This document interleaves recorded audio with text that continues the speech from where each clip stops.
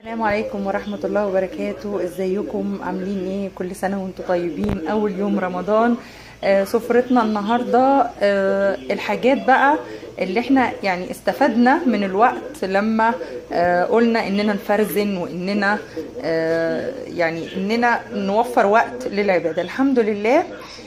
احنا النهاردة اهو طلعت الدجاج البانيه اللي احنا تبلناه سوا وعملته بالدقيق والبيض والبقسماط وحطيته في الفريزر. عملت هنا جلاش، طبعا الجلاش عندي في الفريزر. طلعته بس عملت له عصاج اللحمه وحطيته، هو ما بياخدش وقت ابدا في الفرن.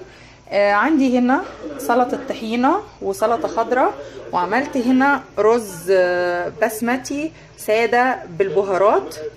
وطبعا لا تخلو السفره من الشوربه. طلعت من الفريزر علبه شوربه كويكر او شوربه الشوفان، حطيتها في الميكرويف بس تسخن.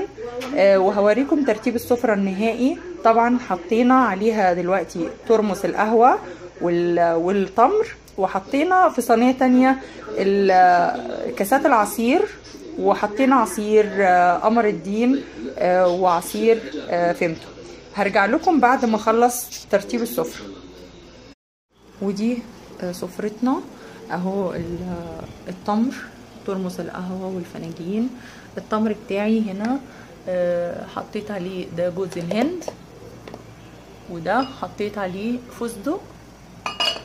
انا كنت عايزه ان انا احط بصراحه سمسم، بنحبه بالسمسم بس ما عنديش، مش متوفر. وعندي هنا العصير قمر الدين وفيمتو. وزي ما انتم شايفين كده نحط بقى الاكل. ودي اهي سفرتنا بعد ما جهزت.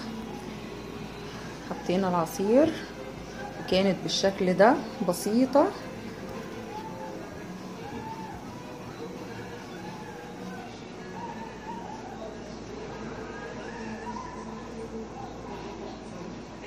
اتمنى ان سفرتنا النهاردة عجبتكم، وكل سنة وانتم طيبين. اول يوم ولحد اخر يوم. اشوفكم في فيديو جديد، والسلام عليكم ورحمة الله وبركاته.